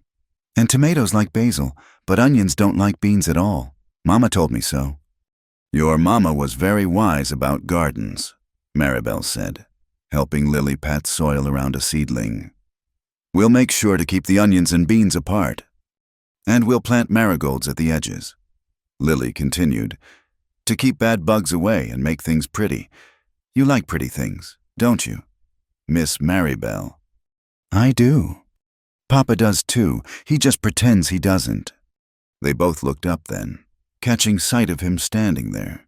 Maribel had dirt on her cheek and sun in her hair, and Wyatt thought he'd never seen anything more beautiful than the two of them kneeling in Sarah's garden, bringing it back to life. "Caught me," he said, walking over. "I do indeed like pretty things." "See?" Lily beamed. "I told you he wasn't just practical all the time." That evening, after Lily was asleep, Wyatt found Maribel on the porch, watching the stars emerge. He sat beside her on the step, the ring burning a hole in his pocket. "Lily loves gardening with you," he said. "She has her mother's instinct for it, knows just how deep to plant things, how much water they need." Maribel smiled. "She told me Sarah's secret for growing the biggest tomatoes, something about crushed eggshells and singing to them on Wednesdays." "Sounds like Sarah." He was quiet for a moment. "Thank you for keeping her alive that way. In the stories, in the garden, and the little things you do. She should be remembered. She was Lily's mother. She was your wife. She's part of the fabric of this place." "Yes," he took a breath. "But she's not the only one." Maribel went still beside him. "These past months," he continued, "you've sewn yourself into that fabric too, into our lives, into—" He paused, then pushed forward. "Into my heart, in a way I didn't think was possible again. Wyatt, let me finish, please. He pulled out the ring, held it so it caught the light from the window. I made this from the old church bell. Seemed fitting, something that called people to worship, broken in a storm, shaped into something new. That's what you've done for us. For me, taken what was broken and helped shape it into something that can hold love again. She was crying now, silent tears that caught the moonlight. I'm not asking you to be Sarah. I'm not asking you to fill her place. I'm asking you to make your own place. Permanent, legal, protected. He met her eyes.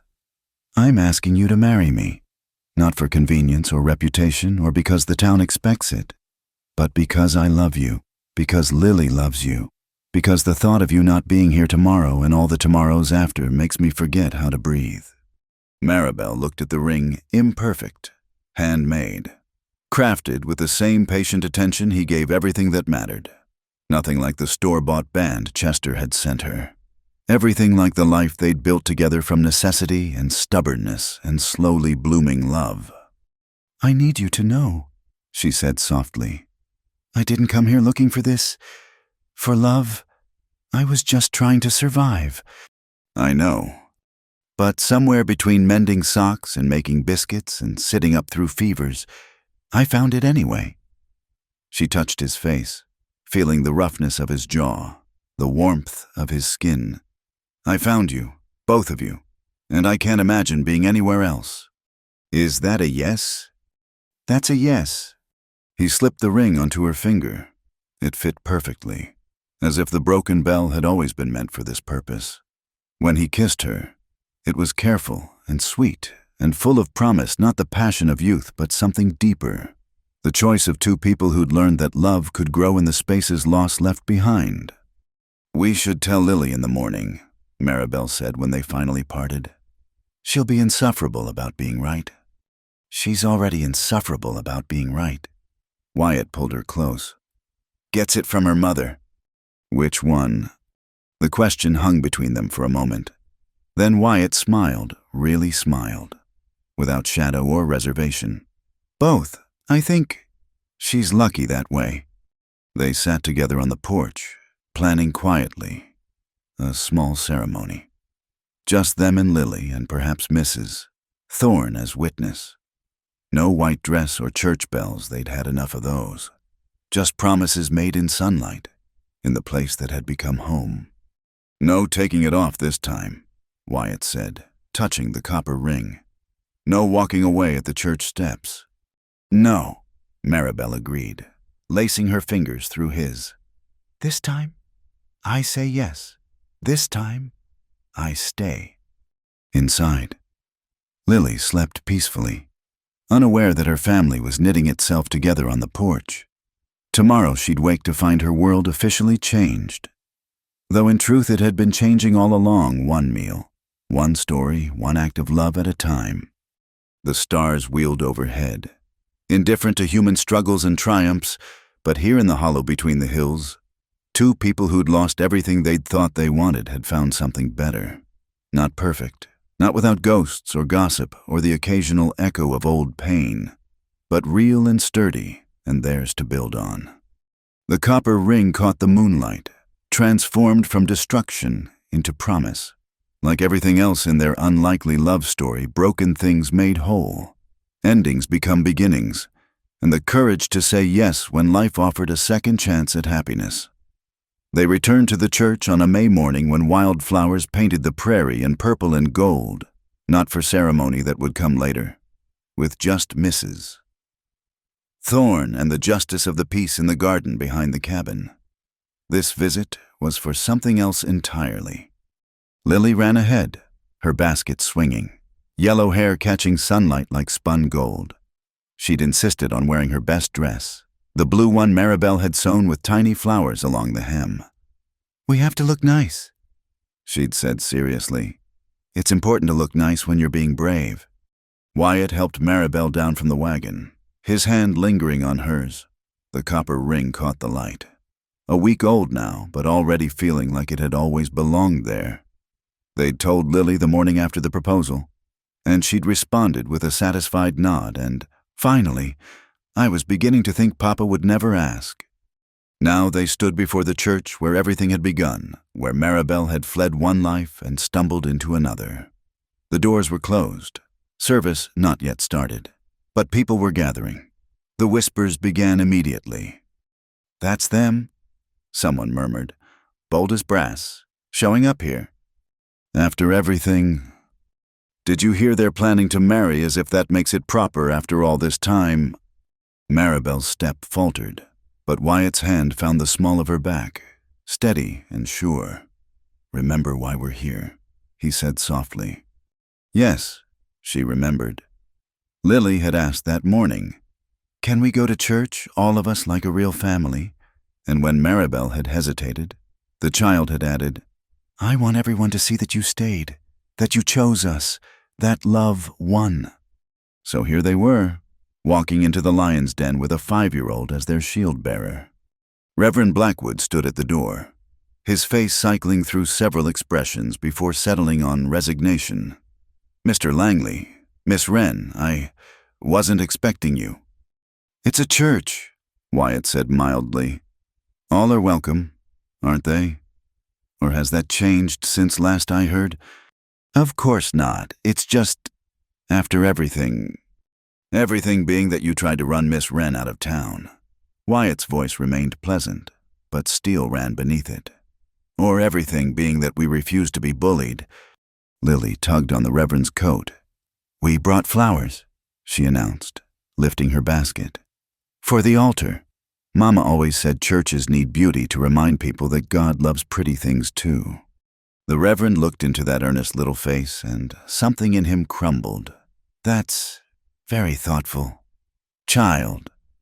They entered the church like swimmers entering cold water slowly, aware of every eye. The whispers rose and fell like waves, but Lily marched straight to the altar and began arranging wildflowers with the concentration of an artist. And somehow, her innocence created a bubble of protection around them. They sat in a middle pew, neither hiding in back nor claiming the front. Maribel felt the weight of stares, caught fragments of shocked conversation, but then Mrs. Thorne bustled over, squeezing in beside them with a militant gleam in her eye. "About time you came back," she said loudly. "Church has been dull as dishwater without something interesting to pray about." Others followed, tentatively at first. The Coopers slid in behind them. "Mr." Paulson nodded from across the aisle. Even Mrs. Morrison, who'd been cold since the night of the meeting, offered a small smile. Then the doors opened again, and Agnes Wren entered. The church fell silent. Maribel's mother walked with the same rigid posture she'd always carried, dressed in mourning black as if grieving a death. Her eyes swept the congregation and found her daughter, and for one moment, something flickered across her face, pain, perhaps, or recognition of what she'd thrown away. Their eyes met across the space that felt like years.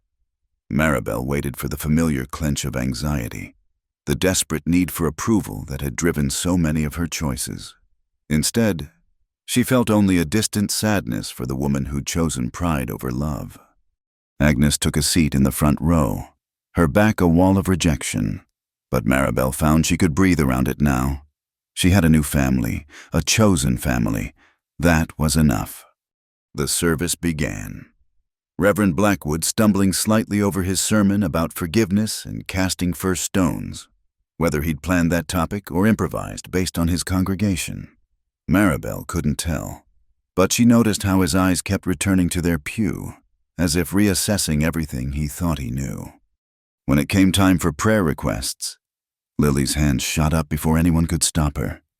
"Yes, child," the Reverend said weakly. Lily stood on the pew to be seen better. "I want to pray for my new mama," she announced. "That's Miss Maribel. She's marrying Papa next week, and then she'll really be my mama, not just in my heart, but on paper too." Gasps rippled through the church.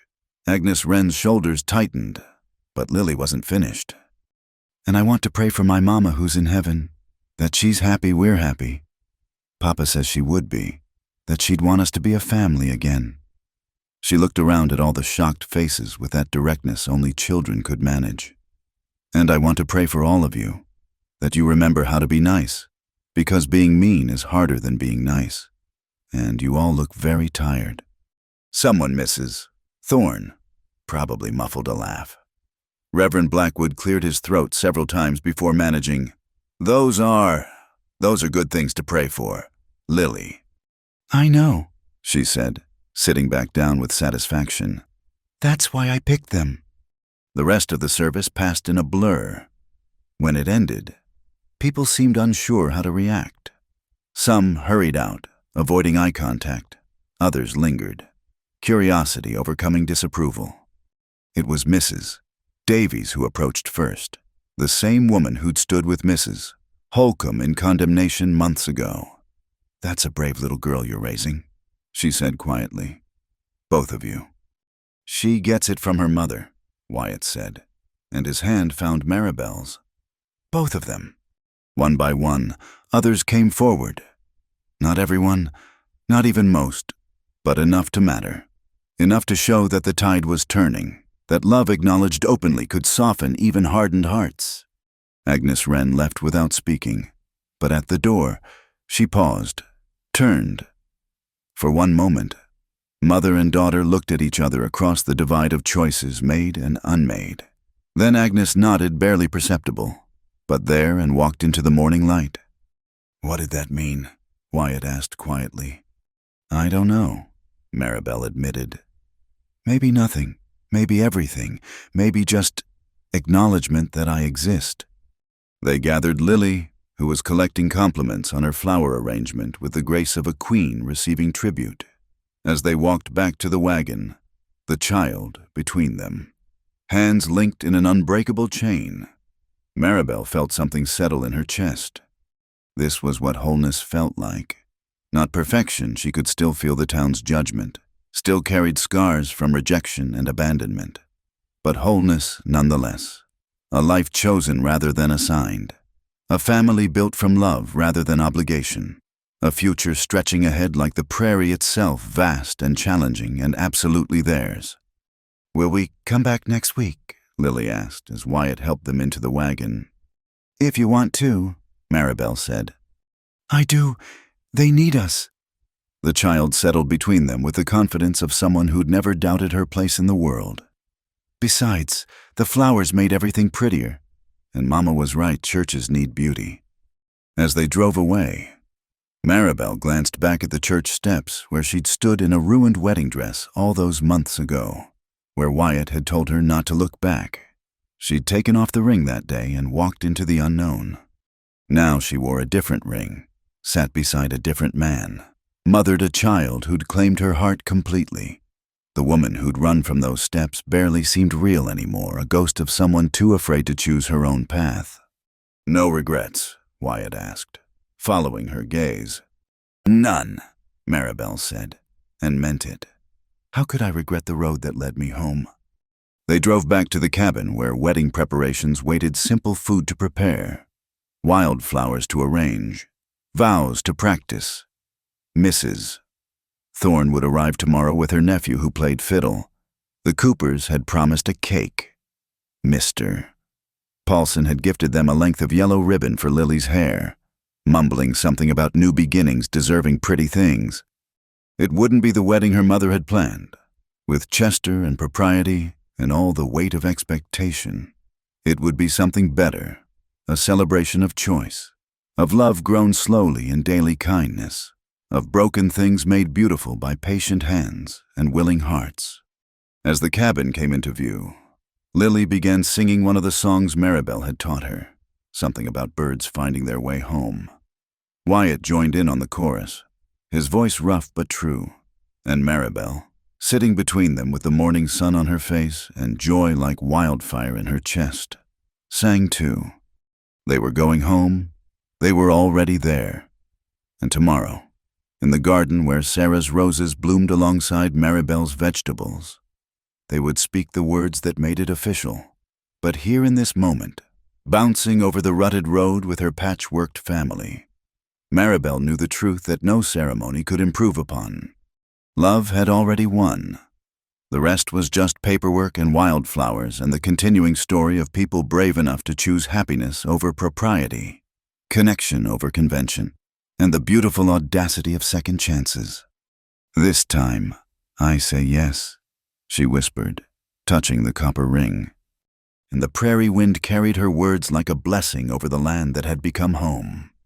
Thank you so much for listening to this story. I'd love to know where you're listening from. Please share in the comments below so we can connect and discuss your thoughts on Maribel and Wyatt's journey. If you enjoyed this tale of love and courage in the Old West, please subscribe to Wild West Stories 1850. Give this video a like and hit the hype button to help this story reach more listeners who appreciate authentic frontier romance. Your support means the world to me.